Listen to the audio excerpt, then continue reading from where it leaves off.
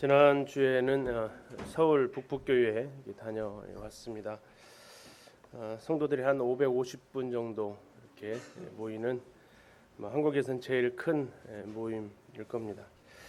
거기도 성도들이 많으셔서 예배를 저희처럼 두 군데서 이렇게 따로 드리시고 계시더라고요. 주님을 기도해 주시고 주문의 가운데 잘 다녀왔습니다. 오늘은 사도행전 13장을 통해서 성령 인도하심을 받는 교회를 주제로 말씀을 드리도록 하겠습니다. 사도행전은 크게 나누면 두 부분, 또 때로 세 부분으로 나누기도 하는데요.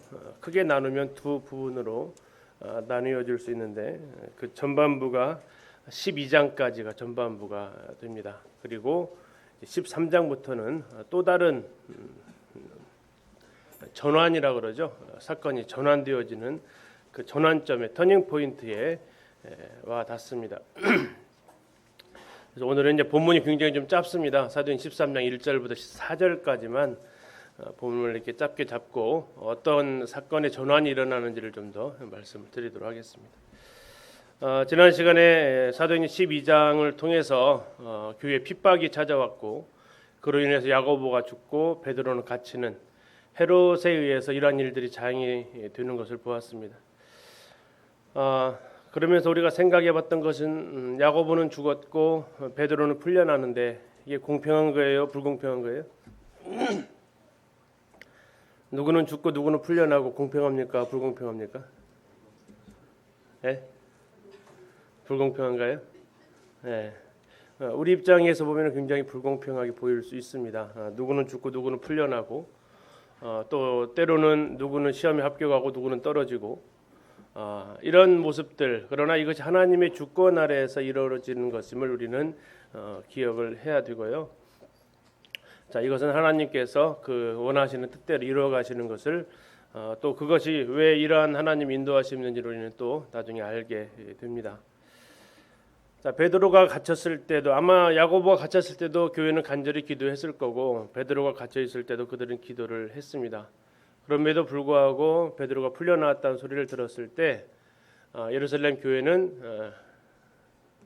로데라는 아이한테 뭐라고 얘기했어요? 너 미쳤다라고 얘기하죠. 미쳤다. 그걸 봤을 때 과연 예루살렘 교회는 어떻게 기도를 했기 때문에 기도에 응답이 됐을 때 할렐루야라고 외치지 못하고 미쳤다라는 소리를 했을까를 생각을 해보면서 이제 그들이 항상 고난 가운데서 했던 것은 고난을 면하게 해달라고 기도한 것이 아니고 그 고난 가운데서도 이 복음이 편만하게 증거되기를 그들은 기도했던 것을 오늘 4장에서 이렇게 또 같이 이렇게 살펴보았습니다. 우리는 기도를 할 때 결과를 정해놓고 하나님 이렇게 해주셔야 됩니다라고 하나님한테 이렇게 강한 요구를 하는 것이 기도인지 아니면 이 상황을 하나님한테 아뢰고 그 결과는 하나님한테 맡기고 우리 하는 것이 기도인지 우리는 생각해보는 이런 시간들을 가졌고요. 그래서 우리가 참 내 뜻대로 이루어지기를 요구하는 것이 기도가 아니고 하나님의 뜻이 이루어지고 또 그 뜻이 이루어졌을 때 우리가 거기에 대해서 감사하고 불공평하다고 말하지 않고 하나님 인정하는 것이 기도하는 바른 자세인 것을 같이 보았습니다. 이렇게 교회를 핍박했던 야고보를 죽이고 베드로를 잡아두었던 헤롯이 가이사랴에 가서 그가 하나님 앞에 영광을 돌리지 않고 교만하게 했을 때에 하나님께서는 그 헤롯을 벌레를 이용해서 치셨고 그는 이제 하나님 앞에서 죽임을 당하게 됩니다. 교회를 핍박하는 그들에 대해서 하나님은 결코 가만히 계실 수 없었고요. 이렇게 한 일꾼은 죽고 또 한 일꾼은 베드로는 더 이상 예루살렘에서 사역이 어려운 상황 가운데서도 계속해서 하나님의 말씀은 흥왕했다라고 이렇게 성경 12장 마지막 부분에서 증거를 하고 있었습니다. 자, 이렇게 해서 이제 12장까지의 사역이 끝나면 13장부터는 사도행전의 새로운 전환점으로 들어가게 됩니다. 많이 달라집니다. 굉장히 많이 초점이 달라지는데요. 12장까지 중심적인 역할을 했던 교회가 예루살렘에 있었던 사도들에 의해서 통치되어지던 사도들에 의해서 인도되어지던 예루살렘 교회였다면 13장부터 28장까지는 그 중심의 교회가 안디옥으로 이동이 하게 됩니다. 따라서 이제 중심 인물도 옮겨가게 되는데요. 베드로에 의해서 이러한 하나님 역사들이 이루어지는, 성령이 임하는 역사들이 있었잖아요. 베드로에 의해서. 그런데 이제 13장부터는 하나님 또 다른 일꾼, 이방인을 위한 사도로 바울을 부르시고 그 바울을 통해서 전도하게 하시고 세계 선교, 다시 말하면 사도행전 1장 8절에서 너희가 성령이 임하시면 너희가 권능을 받고 예루살렘과 온 유대와 사마리아와, 여기까지가 이제 12장이고요. 땅 끝까지 이르러 너 증인이 되리라 했을 때 이 땅 끝에 해당되는 것이 바로 13장부터 이어지는 사도 바울의 전도 활동을 통해서 하나님께서 사역하시는 것을 보게 됩니다. 12장까지의 주요 전도 대상은 유대인들이었고요. 그 전환점에 해당되는 것이 11장에서 이제 안디옥에도 복음이 증거되어지는, 그 계기가 스데반의 순교로 인해서 예루살렘에 박해가 일어나고, 박해로 인해서 거기에 있는 많은 성도들이 안디옥으로 이동하게 되면서 그 중심 대상이 이제 이방 지역이기 때문에 예루살렘 밖에 있었던 안디옥이 되면서 선교 대상도 유대인, 1차로는 우리가 나중에 13장 가서 좀 더 구분을 해서 보겠지만 효당에 들어가서 사도 바울이 전도하면서 유대교를 개종한 사람들, 또 개종하는데 어려움이 있었던 사람들을 대상으로 복음이 증거되어지다가 이제 본격적으로 이방인에게까지 사도 바울이 나가게 되는 그런 과정을 13장부터 볼 수 있습니다. 이렇게 중심 교회와 인물과 대상이 바뀌면서 주요 등장하는 지명도 많이 바뀌게 됩니다. 12장까지는 주로 예루살렘, 이스라엘 땅 중심이었다면 이제 13장부터는 지금의 터키와 그리스 땅 중심으로 지중해 연안에 있었던 그 나라들로 선교의 장소가 바뀌게 되어지는, 그래서 사도행전에서 가장 두 부분으로 나눈다면 12장과 13장은 이렇게 굉장한 큰 차이점을 가지고 있습니다. 오늘 이제 13장부터 28장까지 내력을 간단하게 좀 설명을 좀 드리고 본문을 좀 나누려고 합니다. 지금 이렇게 보시는 그 부분이 오른쪽에 지금 보이시는 데가, 잠시만요.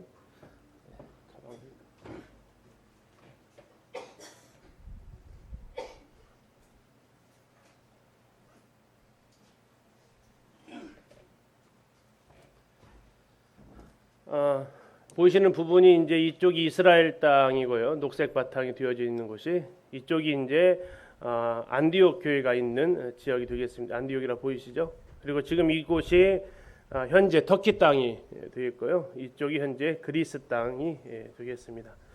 지금 이제 아까 말씀드린 대로 사도행전 12장까지는 여기 중심으로 전부 다 사역이 이루어져 있다면 이제 13장부터는 안디옥에서 출발해서 이쪽 터키 지역하고 그리스 지역까지 이렇게 하나님의 복음이 확장되어져 갑니다. 13장과 14장에 나오는 사도 바울의 1차 선교 때 바로 이런 터키의 동부 지역이죠. 주로 성경에서는 이제 갈라디아 지역이다라고 이야기를 하고 있습니다. 우리 갈라디아서를 우리는 알고 계시죠? 그것의 수신자들이 바로 여기에 이제 해당이 되고요. 자, 다음에 16장부터 이어지는 2차 선교 지역은 사도 바울이 역시 동일하게 출발은 안디옥에서 출발하지만 여기 드로아에서 배 타고 건너와서 도와달라는 말씀을 16장에서 하면서 이쪽 그리스 쪽으로 2차 선교의 중심이 넘어가게 됩니다. 건너와서 도우라는 이런 요구에 의해서 바울이 배를 타고 건너가서 네아폴리로 가고 빌립보로 해서 쭉 나중에 고린도까지가 2차 선교 여행의 중심지가 되고요. 다음에 사도행전 19장부터 3차 선교 여행을 가는데 사도 바울이 2차 선교 여행 때 가고 싶었던 지역이 이 에베소 교회였습니다. 그런데 하나님께서 성령이 이것을 막으셨고 3차 때는 이곳에서 우리 잘 알려진 두란노 서원에서 사도 바울이 여기서 근 3년간에 걸쳐서 사역을 합니다. 그리고 사역을 하면서 여기에서 이제 각 지역에 있는 일꾼들을 모아서 훈련시키고 그들 다시 재파송하는 이러한 형태로 사도 바울이 3차 전도 여행은 거의 에베소 중심의 사역을 하게 되고 고린도 교회로 인해서 다시 한번 이렇게 이 2차 전도했던 지역을 쭉 다시 방문하고 다시 돌아서 이렇게 예루살렘으로 가는 형태로 3차 전도 여행이 마치게 됩니다. 그리고 이제 4차 전도 여행이라고도 하고요. 아니면 로마로의 여행. 이제 갇혀서 잡혀가지고 가는 일정이 이제 27장부터 나와 있죠. 사도행전에 나와 있는 3차에 걸친 선교 여행이 바로 이렇게 예루살렘 밖으로 이스라엘 나라 밖에서 이루어지는 전도 여행이 이렇게 되겠습니다. 사도 바울의 사역의 연대기를 이렇게 보면 이제 저희들이 터키 그리스 성기도 합사갈 때 우리 김종만 선생님께서 제작을 하신 그 도표가 되겠는데요. 그 밑에 지금 써 있는 것이 이게 연도입니다. 연도. AD 35년부터 시작해서 AD 68년까지가 이제 사도행전의 기록의 모습인데, 특별히 이제 이 35년은 사도행전 9장에 나와 있는 사도 바울이 구원받은 해가 되겠습니다. 그리고 이제 사도 바울이 구원받고 하나님께서 너를 이방인의 사도로 부르시겠다 하고 나서 사도행전 13장에서 이때 해가 약 48년도, 그러니까 지금 연수로는 몇 년이 지났어요? 13에서 14년 정도의 시간이 흘러간 상황입니다. 하나님께서 내가 너를 이방인의 사도로 택하겠다고 9장에서 분명히 얘기를 하셨는데, 그로부터 13, 14년이 지난 후에 비로소 이제 선교사로 파송을 받는 장면이 나오죠. 그래서 오늘 지금 이제 13장부터 여기 들어가게 됩니다. 그래서 이 부분이 땅 끝까지 이르러 내 증인이 되라는 그 말씀, 12장까지는 예루살렘과 유대와 사마리아 지역이 중심이고, 이 13장부터 28장까지가 바로 이제 땅 끝까지 가는 그런 과정을 보여주고 있습니다. 그리고 이제 로마에 잡혀가면서 사도행전 28장이 마무리가 되죠. 그리고 나서 2년 후에 사도 바울은 무죄로 풀려나게 되고, 그로 인해서 사도 바울은 그렇게 가고 싶었던 로마서에서 편지를 썼던 서바나, 스페인으로 전도 여행을 갔던 것으로 보이고요. 서바나를 들려서 다시 이렇게 그레데라든지 또 아시아 지역, 마게도냐 지역을 다니면서 복음을 전하다가 니고볼리에서 아마 잡혀가지고 두 번째로 사도 바울이 로마로 끌려가게 됩니다. 이때는 로마 대화재 사건 이후라서 기독교에 대한 굉장한 반감이 있었고, 사도 바울은 이때 이제 순교를 당하게 됩니다. 목배임을 당해서 죽게 되죠. 로마 시민권자였기 때문에 십자가형이 처해지진 않고 목배임을 당해서 그가 마지막 생애를 마무리하게 됩니다. 그래서 오늘 13장부터 28장까지 내용은 연도로 계산하면 AD 48년부터 약 62년까지 한 14, 15년 동안에 있었던 일들을 기록해 놓은 것들을 같이 이렇게 살펴보려고 하는데요. 이러한 연대 계산이 어떻게 되느냐, 이게 성경에서 그 연도를 써놓지는 않잖아요. 몇 년도 이렇게 했다. 그런데 그거와 관련되어져 있는 힌트를 얻을 수 있는 게 사도행전 18장에 나옵니다. 누가 나오냐면 이 갈리오라는 사람이 나오죠. 갈리오. 이 갈리오가 누구였냐면 아가야의 지금의 이제 고린도 지역입니다. 그쪽에 총독으로 발령을 받았다라는 이런 내용이 나오는데, 이 사람이 이제 발령 받았다라는 내용이 고고학을 발견을 통해서 발견이 됩니다. 이게 지금 그리스에 가면 델피라는 곳이 있습니다. 델포이라고도 들어보셨을 거고요. 신탁을 받는 장소입니다. 전쟁에 나가서 싸우면 이기겠습니까, 지겠습니까라고 이렇게 물어보는 그런 장소가 이제 델피라는 장소인데, 이쪽은 모든 정보망이 다 모이는 곳입니다. 각국의 중요한 신전이나 이런 것들이 있다 보니까 거기에서는 자연스럽게 앞으로의 그 국제 정세를 전망할 수 있는 이런 센터 역할을 했던 곳이고, 또 중요한 그 행정 문서는 이곳으로 전부 다 이렇게 보내져야 되는 그러한 이렇게 제도가 이렇게 있었습니다. 그러면서 제일 위에 보시면 아가야의 총독에게 글라우디스 황제가 보내는 편지, 프로메이투비 보셨죠? 글라우디스 황제가 아가야 총독에게 이렇게 편지 보낸다라고 하면서 이게 AD 52년도에 발굴된 문서가 되겠습니다. 그 지금 이 부분이 지금 나머지는 다 떨어져 나갔고 이 부분에 있는데, 여기에 이제 그 부분이 이 내용이 써 있었던 거죠. 그래서 성경이 역사적으로 확실한 사실이다라는 것이 이제 밝혀지게 되는 그러한 계기가 되었습니다. 이 비문은 지금 이제 이것에 대한 설명을 거기 델피에 있는 박물관에 써놓은 건데요.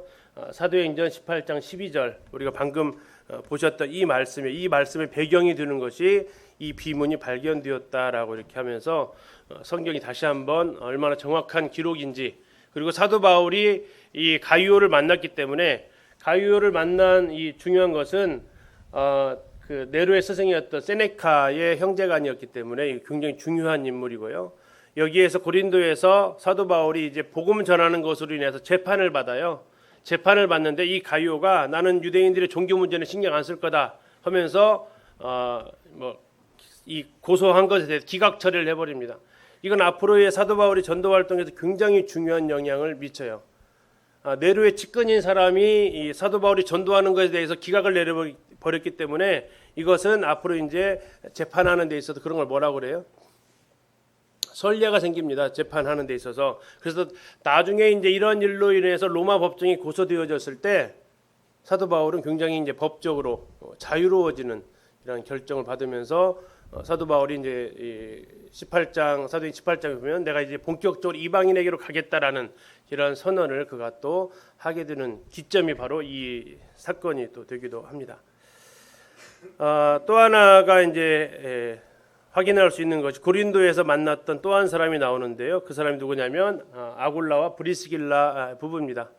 그들이 원래는 로마에서 생활했는데 그들이 고린도로 오게 되죠. 그 이유는 글라우디오라는 아까 황제, 아까 그 비문을 보낸 황제입니다. 그 사람이 로마에서 모든 유대인들은 다 나가라라는 이런 추방령을 내리게 되고 그 추방령에 의해서 이 아굴라와 브리스길라가 고린도에 왔고 사도 바울은 2차 전도 여행 마지막 종착점으로 고린도에 도착을 했고 그래서 두 사람은 업이 같아서 만난.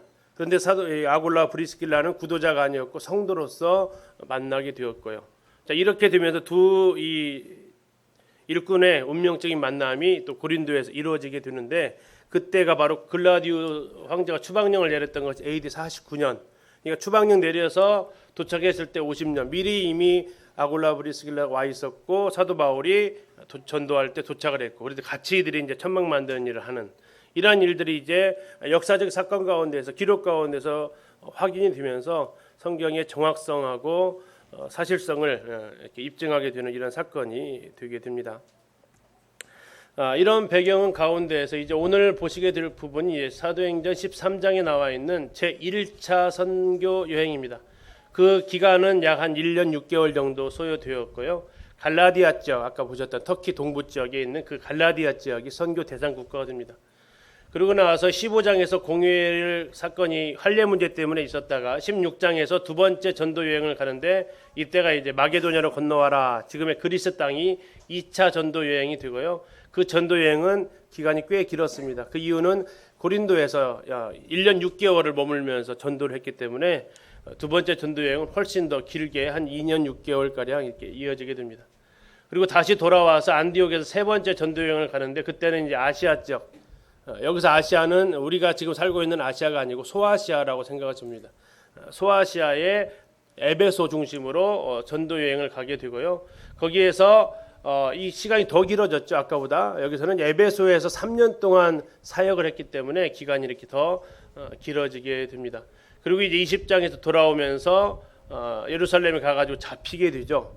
그리고 나서 27장에서 로마로 항해를 죄수의 몸으로 항해를 하는 장면 이렇게 나오고 있습니다. 이것과 관련되어져서 신약 성경이 잘 안 익혀지는 부분이 두 군데가 있는데요. 그 한 군데가 이제 예수님의 생애에 대해서 이렇게 막 순서를 잡기가 상당히 좀 어려워요. 예수님의 생애가 오늘 강습회 때는 이제 그 부분을 이제 교사들한테 좀 도와주려고 합니다. 예수님께서 공생이 세례 받으시면서부터 승천하실 때까지의 그 역사적인 시간 순서대로 어떻게 그분의 생애가 이어지는지를 말씀드릴 건데 그 부분이 하나가 좀 복음서를 하실 때 약간 어려워하는 부분이고 두 번째는 사도행전을 읽을 때 서신서하고 연결시키는 부분이 꽤 중요한 부분이 됩니다. 고린도전서를 왜 썼는지 갈라디아서를 왜 썼는지에 대한 그 이유를 알 때 성경을 좀 더 우리가 잘 알 수 있는데 바로 이 사도행전하고 그 서신서, 특별히 사도 바울이 쓴 서신서하고 끼워 읽기를 해야 되는 거죠. 사도 바울이 전도 여행 가운데 이 전도 여행하면서 서신서들을 써 나가는데요. 1차 전도 여행 때 책을 한 권을 씁니다. 무슨 책일까요? 갈라디아서를 씁니다. 1차 전도했던 지역 그들을 향해서 갈라디아서를 쓰고요. 이건 전도 여행하면서 쓴 것이 아니고 1차 전도 여행 갔다 와서 쓰여진 책인데 같은 1차 전도 여행 시기라서 1차로 넣었고요. 두 번째 2차 그리스로 가서 그리스에 있었던 두 편지 두 개를 쓰는데 그게 데살로니가 전서와 데살로니가 후서입니다. 성경에 기록된 대로 약 3주 만에 떠나와야 했던 3주 동안밖에 가르치지 못했던 그 교회가 늘 마음에 있었는데 믿음에 잘 생활하고 있다는 소식을 들으면서 기뻐가지고 썼던 것이 데살로니가 전서이고 그렇게 썼는데 그들이 이렇게 워낙 힘들다 보니까 이제 시한부 종말론처럼 곧 주님 오시는데 우리가 뭐 이렇게 열심히 살아서 뭐 하냐 그냥 이렇게 종말론자들은 그냥 말세를 만난 사람처럼 다 일도 안 하면서 그냥 이런 패기치는 일들이 일어나니까 그렇지 않다고 설명해 주면서 쓴 것이 데살로니가 후서가 됩니다. 2차 전도여행은 2권 썼어요. 자, 1차 전도여행 몇 권 썼어요? 1권. 2차 전도여행 2권. 3차는 몇 권 썼을까요? 그렇죠. 이게 센스죠. 3차 전도여행은 3권을 쓰는데 그 책이 어디입니까? 고린도 전서와 고린도 후서를 쓰게 됩니다. 고린도 전서에서 이제 2차 전도여행에서 고린도 교회가 세워지게 되고요. 3차 전도여행 가서 이제 에베소에서 쓰게 되는데 고린도 교회 상황이 별로 좋지가 않아요. 사도 바울이 네가 사도냐라는 이 시비부터 걸고 나오면서 굉장히 어려운 가운데 있고 또 교회 안에 온갖 문제점들이 막 일어납니다. 고린도서 1장부터 6장까지 나와 있는 막 파당이 생기고 그 가운데서 막 계모하고 동침하는 일이 벌어지고 형제들끼리 막 법정 소송을 걸고 온갖 시끄러운 문제들이 생기니까 여기에 대한 답변을 보낸 것이 이제 고린도 전서가 되고 이 편지를 받고 회개하기를 바랬는데 고린도 교회 반응은 이거 말은 못하는 것이 그런 잘 쓰네 하면서 별로 이렇게 시원찮게 되고 그 가운데서 디모데를 보내서 해봐도 안 되고 디도를 보냈는데 디도는 소식이 없고 그래가지고 에베소에서 전도하다가 안 되겠다 직접 가야 되겠다 해서 나섰는데 중간에 마게도냐에서 그 보냈던 디도를 만나게 돼요. 그리고 디도를 만나서 이제 고린도 교회가 회개했다라는 얘기를 듣습니다. 그래서 어찌나 반가운지 반가움에 쓴 서신이 고린도 후서예요. 그러면서 이제 너무나 내가 이제 좀 내가 살 것 같다라는 이야기를 합니다. 그리고 나서 좀 아이러니하게 근데 너희들 헌금은 좀 하고 있니? 하면서 이제 헌금 좀 하라고 고린도후서를 씁니다. 그 이유는 예루살렘이 굉장히 힘들고 있다라고 그래서 도와야 되는데 너희들 그 전에 내가 헌금하라고 했는데 잘 고린도서 16장에서 헌금하라고 얘기를 했거든요. 헌금대로 잘 하고 있지. 지금 이쪽 마게도냐 성도들은 훨씬 더 가난한 성도들인데 이들은 엄청나게 극심한 가난 가운데 헌금을 잘했는데 너희들은 잘 살잖아. 그러니까 너희들이 거기에 못 미치면 안 되지 하면서 헌금하라고 다시 권하는 내용. 사이가 그만큼 좋아졌다는 얘기죠. 그렇게 이제 하면서 고린도서를 쓰고 그러면서 이제 편지를 먼저 보내고 사도 바울이 나중에 도착해서 고린도에서 이제 로마로 가고 싶은 마음을 고린도에서 편지를 쓴 것이 바로 로마서가 됩니다. 로마서에서 이제 내가 스페인으로 가는데 로마 교회의 도움을 받아서 가고 싶다라고 쓰는 책이 로마서죠. 로마서에 보면 사도 바울이 내가 너희에게도 복음 전하기를 원했다라고 로마서 1장에 쓰고 있어요. 자, 로마서는 교회에 보낸 거예요? 구도자한테 보낸 거예요? 교회에 보낸 거거든요. 그죠? 로마 교회한테 보낸 거 1장에 보면 수신자가 교회예요. 그런데 사도 바울이 얘기하는 것은 내가 너희에게도 뭐 하고 싶었다고요? 복음을 전하고 싶었다라는 거예요. 왜 성도한테 복음을 전하고 싶을까요? 성도들이 복음이 필요하다고 안 필요하다고요? 성도들이 복음이 필요한 사람들이에요. 복음 집회는 나하고 관계없어가 아니고 성도들이야말로 정말 복음이 필요한 사람들이 성도들이에요. 사도 바울은 그래서 성도들이었지만 로마 교회에 복음을 전하려고 했다고요. 우리가 이번 여름에 주제가 뭐라고 들으셨어요? 복음이라고 했어요. 그래서 그 복음을 통해서 구원받은 우리는 그 첫사랑을 회복할 수 있는 왜 첫사랑이 회복되어져야 하나님 앞에 예배 드리는 그 삶으로 더 나아갈 수 있잖아요. 전도자 전도하는 캠프대 나랑 관계없어. 아니요. 성도들에게 꼭 필요한 것이 복음입니다. 그래서 우리는 복음으로 시작해서 복음으로 마무리가 되어지는 것이 성도의 삶이고요. 그래서 사도 바울이 썼던 것이 바로 로마서를 통해서 그러한 표현을 하죠. 자, 그러면 이 3차 전도행 3권 썼습니다. 4차 전도행 몇 권 썼을까요? 센스가 갑자기 사라지셨어요. 그렇죠. 4권을 써야 되죠. 에베소서, 골로새서, 빌레몬서, 빌립보서 이렇게 씁니다. 이 에베소서, 골로새서, 빌레몬서는 터키 지역에 있는 에베소 교회로 함께 보내는 서신이고, 빌립보서는 마게도냐 쪽 그리스 땅입니다. 그래서 이 세 권이 한꺼번에 발송이 되어지고 빌립보 교회로 마지막 쓴 이 빌립보서는 감옥 생활을 2년 하는데 로마에서 거의 풀려날 때쯤 쓸 때 쓰여진 책이 바로 빌립보서가 됩니다. 그래서 기억하기 아주 쉬우시죠? 1차 전도여행 1권, 2차는 2권, 3차는 4차는 5차는 가면은 이제 성경 신약성이 많아져 버리니까 안 되고 다시 줄어들어 가야 돼요. 그래서 4차에서는 3권을 씁니다. 4차, 5차에서는 이제 디모데전서, 디도서가 이제 목귀서신이나 불리는 책들인데, 이것은 몸이 자유로웠을 때 전도 여행하면서 쓴 책이 디모데전서와 디도서가 되고요. 사도 바울이 제일 마지막에 쓴 책이 뭐예요? 디모데 후서입니다. 어디에 썼어요? 감옥에서 씁니다. 지하 감옥에서 씁니다. 그래서 우리가 보통 이제 옥중서신을 이 4권이라고 얘기를 하는데, 사실은 4권이 아니고 디모데 후서까지도 옥중서신이에요. 근데 쓰여진 시기가 이렇기 때문에 이렇게 나누죠. 좀 정리를 하면 이 초반 사도행전 앞부분에서 쓰여진 이 내용들은 주로 복음에 대한 내용들이 쓰여지고요. 주로 이제 또 고린도 전후서를 통해 교회와 관련된 내용들이 쓰여집니다.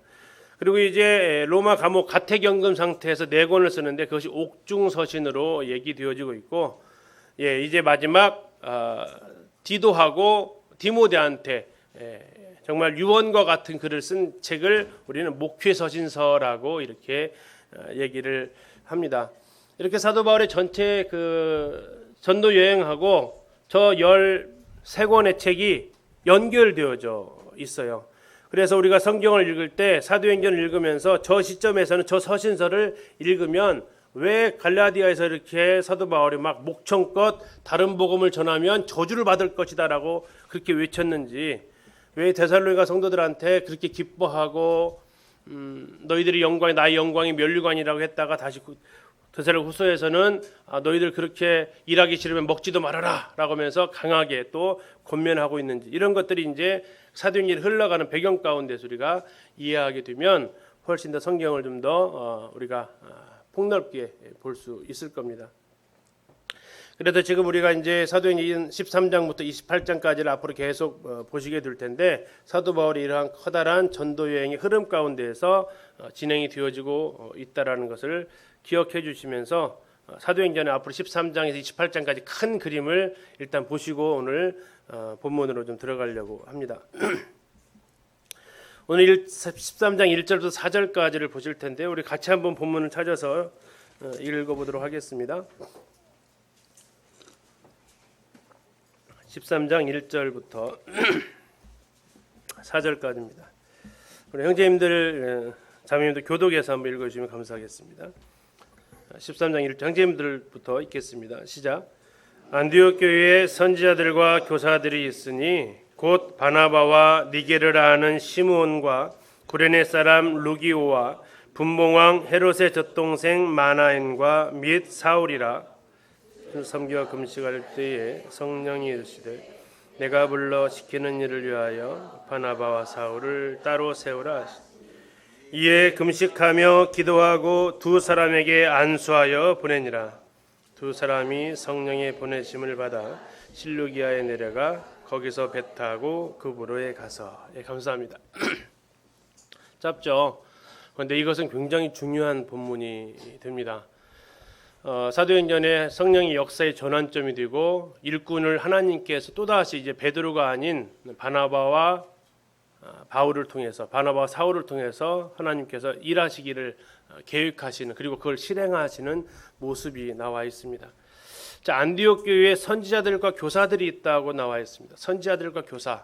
자, 선지자들과 교사가 무슨 뜻이냐? 선지자는 감추어진 일들을 선포하거나 해석하는 사람입니다. 장래 일들을 언급하는 사람인데요. 성경에서는 사도행전에 대표적으로 아가보라는 사람이 나옵니다. 사도행전 11장에서 아가보는 예루살렘의 온 땅이 흉년이 될 것을 예언했고, 그 흉년으로 인해서 안디옥 교회는 헌금을 모아가지고 예루살렘 교회에 전달하기도 했습니다. 또 사도 바울이 예루살렘을 가는 길에 이 아가보가 나타나서 사도 바울이 예루살렘에 가면 분명히 이렇게 체포될 것이다라고 예언을 합니다. 이건 성령께로부터 들은 거죠. 이 소식을 듣고 많은 형제들이 사도 바울을 말리죠. 잡힙니다. 그럴 때 사도 바울이 담대하게 나는 죽을 것도 각오했다라고 얘기하죠. 그러면서 이제 이 성경에 기록된 내용이 아니고요. 이 선지자들이 하는 얘기는 구약 성경에 기록된 내용이 아니라 하나님께로부터 계시를 받아가지고 이렇게 말하는 직책이 주어졌던 사람들이 선지자입니다. 자, 그리고 교사들이 있었다고 얘기하는데 교사들은 성경에 기록된 하나님의 뜻을 분별해서 가르치는 사람입니다. 이게 똑같이 선포하고 가르치는데 한 사람은 성경을 바탕으로 하는 사람이고 한 사람은 성경에 기록되어지지 않은 내용들을 현실에서 필요한 것들을 즉각 하나님한테 받아서 하는 사람들이죠. 근데 이제 지금 이 시대에는 이 두 그룹 중에 한 그룹은 존재하지 않습니다. 누가 존재하지 않아요?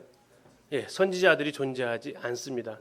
이건 에베소에서 나와 있는데 우리 고린도전서 12장 28절을 잠시 한번 보시겠습니다. 고린도전서 12장 28절을 잠시 보시겠습니다. 거기에 보면 하나님께서 교회를 위해서 주신 새 은사, 중요한 새 은사가 나오는데요. 12장 28절입니다. 자, 같이 한번 읽겠습니다. 시작. 하나님이 교회 중에 몇을 세우셨으니 첫째는 사도요, 둘째는 선지자요, 셋째는 교사요. 예, 거기까지요. 자, 첫째는 사도, 둘째 선지자, 셋째 누구라고요? 교사예요. 지금 여기 화면을 보시면 세 그룹 중에서 두 개는 써 있어요. 그렇죠? 뭐가 써 있어요? 선지자와 교사. 고린도 12장 28절에 둘째가 선지자요, 셋째가 교사요 했는데 선지자와 교사가 있어요. 사도는 있어요, 없어요? 없네요. 사도는 어디에 있죠? 예루살렘 교회에 있잖아요. 예루살렘 교회에 있었어요. 그리고 이 안디옥에는 사도들이 지금 12 제자들이 사역을 하지 않았던 지역이기 때문에 여기에서는 선지자들과 교사들만 있었고요. 에베소서로 가게 되면 사도들과 선지자들은 교회의 터 역할을 합니다. 건물의 터, 기초 역할을 한다고요. 이 예배당 건물 1층부터 있지만 1층 밑에 뭐가 있을까 없을까요? 없으면 큰일 나죠. 그 역할이 주춧돌 역할, 기초를 하게 되죠. 이게 바로 선지자들과 사도예요. 근데 기초가 보여요, 안 보여요? 안 보이죠. 보이면요, 건물 무너지는 거예요. 그래서 사도들과 선지자들은 지금 안 보이셔요. 기초 놓는 역할을 하셨어요. 그리고 그 이후에 4장에서 세 그룹이 나오는데요. 거기에 이제 목자들하고 교사들하고 전도자들이 나옵니다. 이게 총 5개의 하나님께 교회를 세우기 위해서 대표적인 핵심적인 5개의 은사, 이것이 바로 사도들과 선지자들과 교사들, 그리고 목자들과 전도자들을 주셨는데 지금 안디옥 교회 상황은 사도들은 예루살렘 교회에 있었던 상황이고 동시에 존재했습니다. 근데 이 안디옥 교회는 선지자들하고 교사들이 존재를 했는데 몇 명이에요? 5명이 존재를 했습니다. 자, 누가 선지자고 누가 교사냐 했을 때 원어적으로 보면 바나바, 시므온, 루기오가 주로 선지자 역할을 했던 것으로 접속사가 그렇게 쓰여져 있고요. 마나인과 사울이 교사 역할을 한 것으로 보여지고 있습니다. 자, 어쨌든 이 안디옥 교회에 5명의 일꾼들이 존재하고 있었다는 건데요. 자, 이름만 나와 있는 사람들도 있고 좀 특이한 분들이 나와 있죠. 자, 이름만 나오는 사람은 왜 이름만 나왔을까요? 예. 어떤 사람을 소개할 때 그 앞에 막 붙이는 사람이 있어요. 그리고 그냥 이름만 딱 소개하는 사람이 있어요. 누가 더 유명한 사람일까요? 예, 이름만 소개하면 유명한 사람입니다. 구체하게 뭐 수식어 필요 없는 사람들이 있어요. 근데 별로 안 유명한 사람들이 쭉 양력 소개하는데 유명한 사람들 양력 소개할 거 없이 딱 이름만 딱 던지 말아요. 이름만 딱 던지는 사람 둘 있죠? 누구예요? 바나바하고 사울은 붙일 게 없어요. 이것은 이미 많이 알려진 인물이니까 그래요. 그리고 가운데 있는 3명은 좀 더 설명을 합니다. 첫 번째 바나바, 둘째 시므온인데요. 시므온은 앞에 붙어있는 말이 니게르예요. 니게르. 혹시 학교 다닐 때 저희 친구들 중에서 약 올릴 때 야 니그루 이렇게 했던 적이 있었는데 혹시 들어보신 적 있어요? 예, 얼굴이 까맸던 애들한테 니그루 이렇게 했던 고등학교 친구가 갑자기 떠오르는데 그 애의 별명이 그랬어요. 그것은 뭐냐면 흑인이라는 뜻을 가지고 있어요. 흑인. 까무잡잡한 피부. 그래서 이제 이게 별명인지 아니면 정말로 아프리카의 후예인지를 봤을 때 아마도 아프리카인의 후예가 아닐까 싶습니다. 니게르라고 하는 흑인이었습니다. 흑인. 두 번째 루기오. 근데 그에게 꾸며주는 말은 하나입니다. 구레네 사람이었다. 안디옥 교회 초창기 복음 전한 사람들 중에 하나가 바로 구레네 사람과 구브로 사람들인데 아마 그때 초창기에 와가지고 복음 전했던 사람으로 보여지고요. 다음에 세 번째 사람은 분봉왕 헤롯의 젖동생 마나엔입니다. 자, 젖동생이라는 개념은 두 가지인데요. 같은 젖을 먹고 자라난 의미를 가지고 있습니다. 이렇게 되게 되면 아마 헤롯이 이 마나엔의 엄마의 젖을 먹고 컸던 상황일 거예요. 유모라고 하죠. 예전에 뭐 이렇게 왕족들은 자기가 직접 육아하지 않고 유모 데려다가 키웠으니까. 아니면 젖동생의 또 다른 의미는 어릴 때 같이 자란 사람을 젖동생이라고 합니다. 그렇다면 이 마나엔은 어디서 자랐을까요? 이게 헤롯 누구냐면 헤롯 안티파스거든요. 세례 요한을 죽였던 사람. 그 사람의 젖동생이라면 이 마나엔은 어디서 자랐을까요? 그렇죠. 왕궁에서 자란 사람이에요. 그의 어머니가 왕실의 유모였든지 아니면 그냥 그 왕궁에서 같이 어린 시절을 보냈던 사람이었든지 그는 왕궁의 생활에 익숙한 사람이었다는 얘기죠. 그런데 이 좀 특이한 점은 뭐냐면 이 5명을 볼 때 정말 다 다른 사람들이에요. 아까 흑인이 있었죠. 구레네 사람 이 루기오 또 마나에는 이 헤롯 그쪽 왕족 출신, 사울은 잘 아시는 바리새파 중에 바리새파, 바나바는 구브로 출신의 헬라파 유대인. 공통점이라고는 하나도 없어요. 그런데 이들이 전부 다 어디에서 사역을 했어요? 안디옥 교회에서 리더급의 사역을 하고 있었어요. 선지자들과 교사로. 이게 이제 교회의 굉장한 아름다움이죠. 인종 차별을 하지 않는 곳이 교회라는 곳이죠.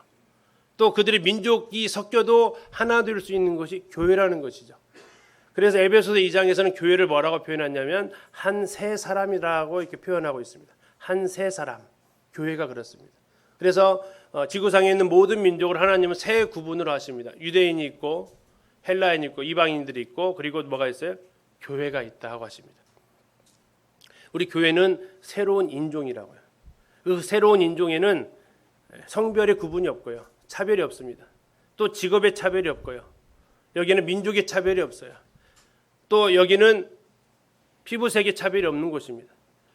저는 교회를 생각할 때마다 굉장히 아름다운 공간이라고 생각해요. 여기는 깐난쟁이부터 시작해서요. 우리 교회에서 제일 연세 많으신 분이 몇 살이시죠? 93세. 예, 깐난이부터 93세가 함께 공존할 수 있는 어떤 그 단체 보셨어요? 없습니다. 또 이곳에는 정말 다양한 직업을 가지고 계신 분들이 계세요. 그래서 보험사 직원 중에 하나가 만약에 교회 목사님이 사고 나면 웬만하면 그냥 다 해달라는 대로 해줘라. 거기는 별별 사람들이 다 붙어가지고 목사님 도와주니까 해볼 도리가 없다. 그냥 해달라는 대로 해줘라는 이 풍문까지도 있습니다. 너무나 다양한 계층의 사람들이 거기에 있기 때문에 그렇대요. 또 이 교회는 정말 다양한 성격의 사람들이 존재하고 있습니다. 정말 이런 사람들이 어쩌면 그리스도 아니면 우리가 같이 이렇게 얼굴 맞댈 일은 없잖아요. 그리스도 안에서 하나로 통일된 사람들. 그래서 우리를 가리켜서 한 세 사람. 이게 교회입니다. 안디옥 교회가 건강했다는 것은 이러한 다름이 차별이 되지 않았다라는 거죠. 다르다라는 것이 오히려 그들에게 있어서 더 장점으로 부각이 됩니다. 또 하나는 이때 당시에 중심이 되었던 예루살렘 교회가 있었지만 이 선교사를 파송한 이 문제에 있어서 안디옥 교회가 예루살렘 교회의 결재를 받았다라는 내용이 없어요. 독자적으로 기도하고 독자적으로 보냅니다. 이게 이제 지역 교회의 독립성이죠. 하지만 독립성만 있는 게 아니고 예루살렘 교회가 어렵다고 했을 때 안디옥 교회가 뭐 했습니까? 헌금을 보내서 도와줬어요. 이 연합이 함께 묶여 있습니다. 이 부분이 굉장히 중요한 부분이죠. 서로 독자적으로 하면서 또 서로 연합되어져 있는 이것은 아마 우리 성도님들의 자녀들 가족들도 그럽니다. 자녀들이 출가해서 가정을 이루면 그 가정에서 일들은 그 가족들이 해나갈 수 있는 독립성이 있죠.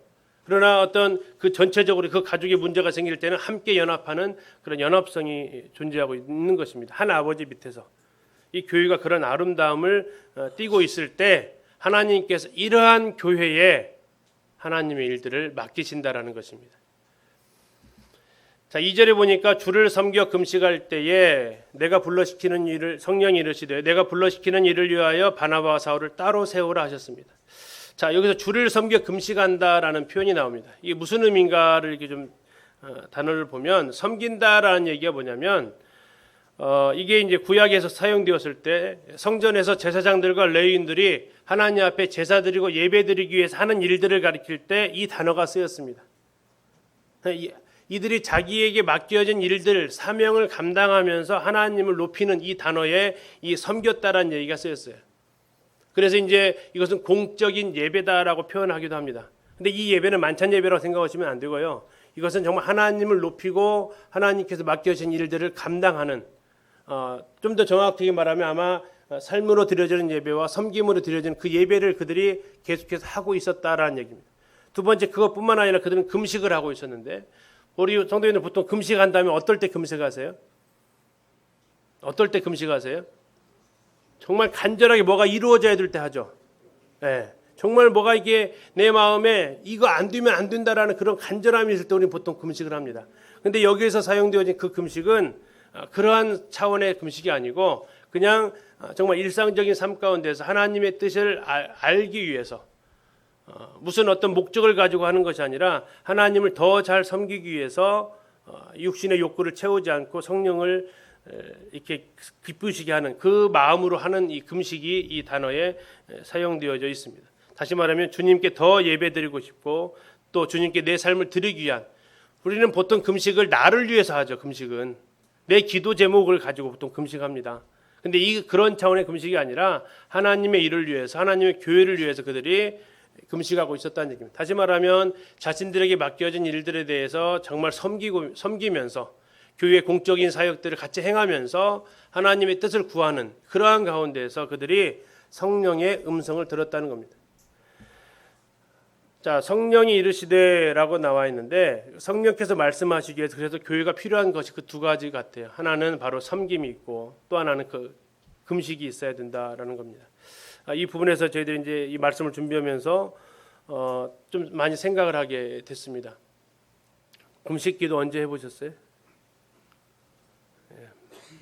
시간 없어서 밥을 안 먹은 적은 있는데 금식기도 한 적은 별로 없는 것 같고, 살 빼보려고 안 먹은 적은 있는데 또 금식기도 한 적은 또 별로 없는 것 같아요. 그리고 뭐가 간절해서 금식기도는 해본 적이 있는데 정말 내가 하나님을 더 잘 섬기기 위해서 내가 정말 그 음식을 삼가면서까지 하는 금식은 내가 얼마나 있었는가를 생각할 때 좀 부끄러움이 있었습니다. 그러나 하나님의 음성을 듣기 위한 과정, 또 성령은 누구에게 말씀하시는가? 바로 주를 섬겨 금식하는 사람들에게 그분의 뜻을 전달하시는 것을 보았습니다. 성령이 이르시되 내가 불러시키는 일을 위하여 바나바와 사울을 따로 세우라 하셨습니다. 성령이 말씀하셨습니다. 성령이 이르시되, 이 부분은 굉장히 많은 그 부러움이었고 또 굉장히 많은 도전이 되었습니다. 성령께서 말씀하실 수 있는 교회인가? 또 그 성령이 말씀하실 때 그 말씀을 들을 수 있는 들을 귀를 가진 교회인가? 라는 거였습니다. 우리가 하고 싶은 일을 하는 게 아니라 성령께서 하고자 하시는 일들을 우리가 들을 준비가 되어져 있는가? 우리가 교회의 머리는 누구라고 그러죠? 그리스도라고 하잖아요. 그러면 그리스도가 머리라면 교회의 모든 활동은 그 머리에서부터 지시가 떨어져야 되는 거죠. 성령께서 말씀하시는 교회, 이것이 우리가 정말 꿈꾸는 교회고 정말 우리가 나아갈 교회입니다. 자, 내가 불러 시키는 일을 위하여 이렇게 얘기했습니다. 내가 불렀다라고 했을 때 이 뜻은 하나님께서 부르셨다라는 얘기입니다. 우리가 하는 모든 일의 근원은 뭘로 가야 되냐면 내가 하고 싶은 일이 아니고요. 하나님께서 하라고 하신 일입니다. 두 번째는 시키는 일입니다. 시키는 일. 이 시키는 일은 내가 하고 싶은 일이 아니에요. 누가 하고 싶은 일이에요? 하나님이 하시고 싶은 일이에요. 근데 이게 잘못 분별이 되면 우리는 하나님의 이름을 내세워서 누구 일을 하고 싶어요? 내 일을 하고 싶어요.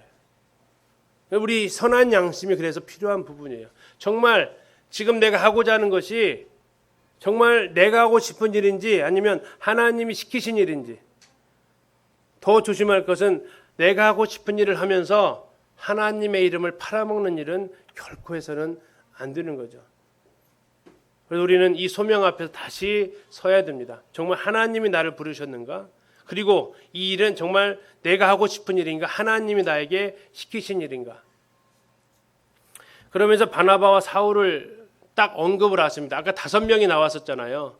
그 중에서 처음 언급된 바나바하고 마지막에 언급된 이 사울을 지명을 하셨다는 얘기예요. 이것은 뭐가 가능했냐면 선지자들이 있었기 때문에 가능했어요. 선지자들이 있었기 때문에 그 일에 대해서 지명을 할 수 있는 그런 계시를 받을 수 있었던 시기였습니다. 지금에는 선지자가 없기 때문에 예를 들어서 우리 교회에 어떤 일꾼을 세운다거나 선교사를 보낸다거나 또 지역교회를 개척한다거나 할 때 누구의 이름이 딱 불려지는 일은 없을 겁니다. 이건 선지자가 지금 이 시대는 존재하지 않기 때문에. 그리고 이 일은 개인의 열심이 아니고요, 교회의 세움이 아니고 바로 성령의 부르심에 의한다는 것입니다. 다음에 따로 세우라고 하는데, 따로 세운다는 얘기는 특별한 목적을 위해서 구별시키는 겁니다. 사도 바울은 로마서 1절에서 내가 이 복음을 위해서 택정함을 받았다라고 기록했는데, 이 택정함을 받았다는 단어가 이 단어입니다. 하나님께서 복음을 전하기 위해서, 이방인들의 복음을 전하기 위해서 나를 따로 구별하셨다라는 뜻을 가지고 있습니다. 우리가 이 복음에는 삼위 하나님이 동시에 역사하시는데요, 성부 하나님은 복음을 계획하시는 분이십니다. 성자 하나님 예수님은 그 복음을 실행하신 분이에요. 죽으심과 부활을 통해서 복음을 완성하신 분이에요. 성령 하나님은 이제 뭐 하시는 분이에요? 그 일을 증거하시는 분이에요. 이 고린도서 2장에 나와 있거든요. 그런데 이 증거하시는 그 일에 자, 구원을 계획하는 일에 우리가 할 일이 있어요, 없어요? 성부 하나님 도울 일이 하나도 없어요. 십자가의 구속과 부활에 있어서 우리가 도울 일이 있어요, 없어요? 그 일도 우리가 할 일이 하나도 없어요. 이 구원과 관련되어 있어서 성부 하나님, 성자 하나님이 하신 그 일에 우리가 할 일은 아무것도 없어요. 그런데 마지막 성령 하나님, 이 복음을 증거하는 일에는 우리 할 일이 있어 없어요? 여기에 있단 말이에요. 이게 바로 사도 바울이 자기가 가진 특권이라고 얘기하는 거예요. 왜 특권입니까? 이건 하나님의 일이기 때문에 그래요. 구원을 계획하는 거 하나님 일인데 우리가 개입할 여지는 하나도 없었어요. 구원을 이루시는 예수님의 일에 우리가 역시 개입할 여지는 아무것도 없어요. 그런데 이것을 증거하는 그 일에는 우리를 부르셨다는 얘기예요. 그리고 그 일에 함께 하자라고. 그래서 사도 바울은 이것을 자기는 특권을 가지고 있다는 거예요. 그 특권이 누구에게도 있어요? 우리 말고요. 누구에게도 있어요? 나에게도 있다는 얘기예요. 그 특권이 나에게요. 그래서 사도 바울은 고린도전서에서 자기를 하나님의 동역자라고 표현하고 있어요. 하나님의 동역자예요. 우리 성도님들이 하나님의 동역자로서 이 복음을 증거하는 일에 함께 할 수 있다는 거죠. 3절에 이에 금식하며 기도했다고 나옵니다. 자, 앞에서 금식하며 기도의 얘기를 한번 했죠. 그때는 무엇을 위해서 기도했습니까? 하나님의 뜻을 알기 위한 거였어요. 이 교회를 향한 하나님의 뜻을 알기 위해서 그들이 주를 섬겨 금식했다고 나와 있어요. 근데 뜻을 하나님이 보이셨어요. 바나바와 사울을 따로 세워라. 그러면 이제 기도할 필요가 없나요? 아니요. 그래도 그들은 계속 기도합니다. 뜻을 행하기 위해서 기도하는 거죠. 하나님의 뜻을 알기 위해서 우리가 기도하고 그 하나님의 뜻을 행하기 위해서 그들은 또한 금식하며 기도합니다. 근데 그걸 언제 했냐? 3절에서 이해라고 나오는데 그것은 바로 그때 즉각적으로 순종하는 교회의 모습을 볼 수 있고요. 두 사람에게 안수하라고 합니다. 두 사람에게 안수한다는 얘기는 이 안수의 의미는 전가한다라는 의미도 있지만 여기서 말하는 것은 동일시한다라는 의미를 가지고 있습니다. 아마 이제 세 사람이 그 파송을 하는 루기오 마나엔 또 한 명 누구였어요? 시므온, 이 세 명이 안수를 해줬을 거예요. 인도자들이니까. 또 교회가 함께 모여가지고 보통 파송을 때 보면 교회가 함께 둘러서가지고 그들에게 안수를 해서 보냅니다. 두 사람에게 안수해서 보냈는데 이 안수한다는 얘기는 뭡니까? 당신의 사역하고 나의 사역이 어떻다는 얘기예요? 동일하다라는 얘기입니다. 뭐는 다르고요. 방법은 다르고요. 여러분들은 뭐 하면서 직접 그곳에 가서 하는 선교고 우리는 뭐 하는 선교고요?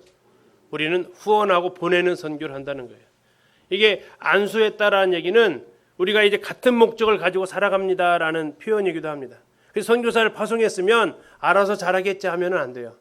정말 그 교회가 보낸 선교사라면 또 그 교회가 보낸 개척 일꾼이라면 그 교회가 책임을 져야 돼요. 우리는 같은 목적을 가지고 살아갑니다. 대신 방법은 다를 수 있어요. 그래서 가끔 선교사 방송실 가면 이런 얘기하죠. 가는 선교사가 되든지 보내는 선교사가 되든지 해라. 이러한 이것이 우리가 교육에 주어진 사명이기 때문에 그렇습니다. 그리고 이제 3절 끝에 보낸이라 나와 있습니다. 보내심을 받았다라고 나와 있습니다. 이 단어는 한글로는 비슷한 단어인데요. 원어적으로는 완전히 다른 단어가 쓰여졌습니다. 이 두 사람에게 안수하여 보낸다고 했을 때 이제 그들이 안디옥 교회를 섬겼던 5인 중에 2명이었잖아요. 근데 그들을 이 특별한 목적으로 택정해 가지고 구분시켰어요. 너희는 이 일을 해라. 성령이 불러 시키시는 일을 이 일을 해라 하면서 안디옥 교회에서 하고 있었던 모든 사역에서 뭐 해줘요? 자유롭게 해주는 거예요. 이제 이 교회 상황에서 일어나는 일들에 대해서는 너희들은 자유롭게 하나님의 일을 하라고 그들의 의무를 전부 다 풀어줍니다. 이게 바로 이제 보낸다라는 얘기예요. 선교사를 보내면서 다른 교회 보내면서 이제 이곳 교회 우리 기린노 교회 일은 이제는 잊어도 좋다. 이제는 당신들에게 맡겨진 그 사명을 감당하라라고 보내주는 겁니다. 그래서 두 사람이 성령의 보내심을 받았대요. 여기서 보내심을 받았다는 얘기는 성령께서 가라고 하시는 곳으로 갑니다. 그래서 이제 이 어디로 갔을까 싶을 때 그들이 제일 처음으로 간 곳이 구브로로 갑니다. 여기는 바나바의 고향입니다. 두 번째 그들이 간 곳은 갈라디아 지역으로 갑니다. 그것은 사도 바울의 활동지였습니다. 다소 근처의 도시들이었습니다. 자, 이렇게 하면서 이제 그들이 성령의 보내심을 따라서 먼 곳으로 선교지로 이제 보내지는 모습을 볼 수 있습니다. 오늘 이제 이 말씀을 같이 보면서 우리가 함께 더 생각해 보자 하는 부분입니다. 개인의 소명과 교회의 확증이라는 부분입니다. 개인의 소명을 교회가 지원하는 것이 아닙니다. 오히려 주님이 맡기신 교회 사역을 부르심을 받은 일꾼들이 교회의 보내심을 받아 교회가 보내고 성령의 보내심을 받아 그 역할을 수행하는 것입니다. 교회 생활을 오래 하신 분들은 교회가 나누어지는 아픔들을 경험을 하셨을 것입니다. 이건 우리의 참 부끄러운 살아있는 역사니까 부인할 수 없는 것들이죠. 하나님의 말씀을 받았다고 개인 소명을 얘기했을 때 교회가 어떻게 해야 될까요? 우리가 아직 분별이 연약하고 교회 초기에는 그 주장을 그냥 교회가 들어줘야 했고 안 들어주면은 굉장히 사이가 불편해져서 이렇게 분열되어지는 이런 아픔들을 가지고 있습니다. 전주 지역에도 여러 개의 교회가 나갔지만 그런 아픔들을 가지고 있는 교회들이 있죠. 아니요, 거의 대부분이라고 할 수도 있겠죠. 과연 이것이 성령의 보내심을 받은 일인가라고 우리가 한번 생각을 해봅니다. 물론 거기에 대해서 제가 왈가왈부할 수 있는 이치가 아닙니다. 그것은 그리스도의 심판대 앞에서 그분들이 선악간에 행한 대로 반드시 받으실 것입니다. 그러나 이제 우리는 그 전에 어떻게 해왔던지 이게 중요한 것이 아니라 앞으로 이러한 부분이 우리 가운데 일어나게 된다면 우리는 어떠한 분별을 하고 어떻게 거기에 대처해야 될 것인가. 내가 소명을 받았습니다. 내가 일꾼으로 부르심을 받았습니다라고 이렇게 어느 누군가 일꾼이 이렇게 간증을 할 때 교회는 거기에 어떻게 대처해야 될 것인가 하는 것입니다. 사도행전에 나와 있는 쭉 기록들을 보면 이들이 그곳으로 가겠다라고 선언하지 않았어요.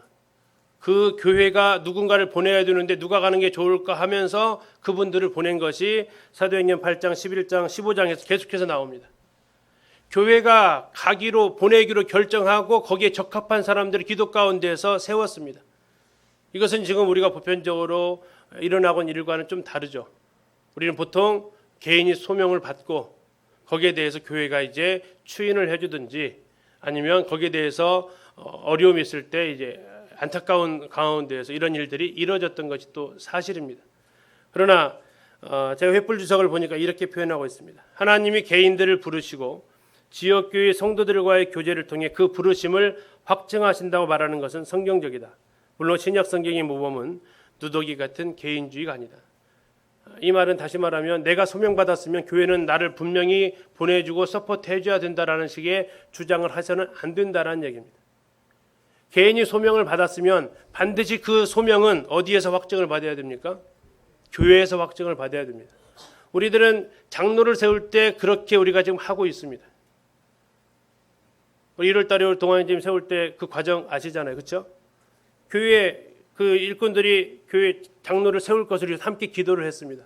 성도들이 함께 그 1년에 가까운 시간을 기도를 했어요.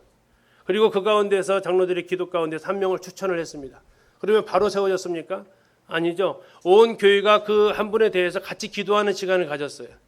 그리고 성도들 가운데서 특별한 사유 없이 구체적인 근거 없이 이렇게 행해지는 그런 것이 아니라 어떤 범죄한 사실이 있거나 부족한 상황이 있을 때에 그것은 공적인 요청으로 인해서 의견을 제시할 수 있는 시간을 드렸습니다. 그리고 온 교회가 거기에 대해서 큰 어려움이 없다고 결정이 되었을 때 공적으로 이 자리에서 장로의 직분을 세웠습니다. 이와 같은 절차가 지금에 있어서 선지자가 존재하지 않는 이 시대에는 이러한 절차가 교회 가운데서 필요하다고 봅니다. 그래서 장로를 우리가 그렇게 세웠다면 우리 가운데서 앞으로 어느 지역에 개척을 나가든 또는 어느 지역으로 선교를 나가든 물론 개인의 부르심이 있다라는 것을 우리는 부인할 수는 없습니다.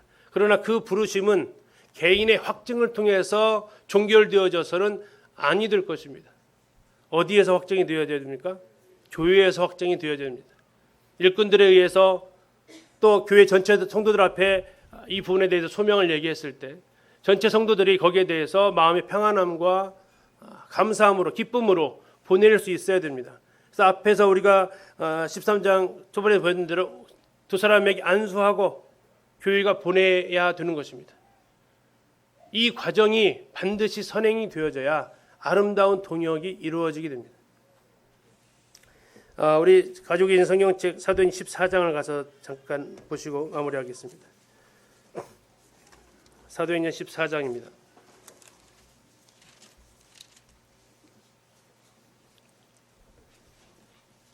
14장 26절입니다. 제가 읽겠습니다. 14장 26절. 거기서 배 타고 안디옥에 이르니 이곳은 두 사도가 이룬 그 일을 위하여 전에 하나님의 은혜에 부탁하던 곳이라. 그들이 이르러 교회를 모아 하나님이 함께 행하신 모든 일과 이방인들에게 믿음의 문을 여신 것을 보고하고 제자들과 함께 오래 있으니라. 네, 이게 만약에 분열 가운데 이런 일들이 일어났다면 이게 가능할 수는 없습니다. 그러나 그들이 정말 이 일을 위해서 함께 기도했고 함께 분별했고 함께 세워서 함께 보냈습니다. 교회가 선교사를 보내는 것은 굉장히 영광스러운 일입니다. 교회가 미개척 지역에 개척을 내보낸다는 것도 굉장히 아름다운 사역입니다. 그러나 그 개인적인 부르심은 교회 확증을 넘어설 수는 없습니다. 교회는 개인의 소명을 후원하고 지원해주는 그 개인을 위한 곳이 결코 되어서는 아니 될 것입니다. 이것은 교회에게 맡겨진 사역입니다. 선교도 그렇고요. 지역교회 파송도 그렇습니다. 교회가 맡겨진 사역이고 그리고 또 하나 더 나아가서 교회가 만약에 보냈다면 그 보낸 사람과 보냄을 받은 사람은 운명을 같이 해야 되는 나몰라라 해서는 안 되고 계속해서 상황을 살펴주고 도와줄 거 있으면 도와주고 정착할 때까지 후원해주고 지원해주는 사역을 계속해서 해야 됩니다. 나몰라라는 이런 사역이 결코 되어서는 안 되고 그래서 이들은 서로 활동한 것에 대해서 돌아와서 보고하고 다시 교제하면서 또 다른 상황을 또 알아보고 하는 아름다운 그 연합과 동역이 이루어질 수 있는 교회가 성경에서 사도행전 13장에서 말해주고 있는 성령 인도하심을 받는 모습이 아닌가 생각을 하게 됩니다.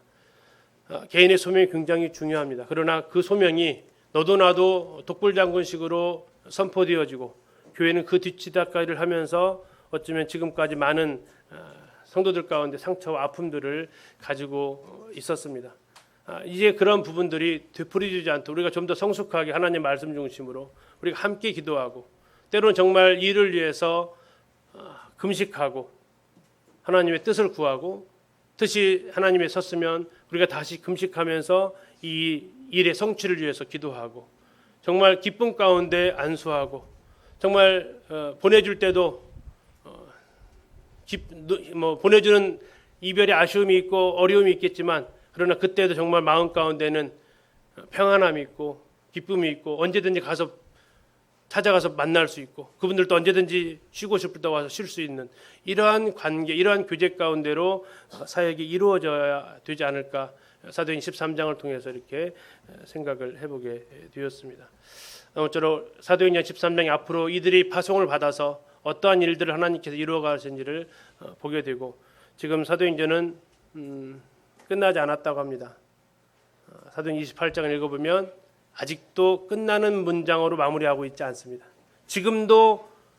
이 행전은 쓰여지고 있습니다. 그리고 그 행전은 정말 많은 분들이 얘기했지만 사도들의 행전이 아니고 성령의 행전이어야 합니다. 이 시대에 성령의 행전이 또한 계속해서 쓰여질 수 있기를 기도하게 됩니다. 감사합니다.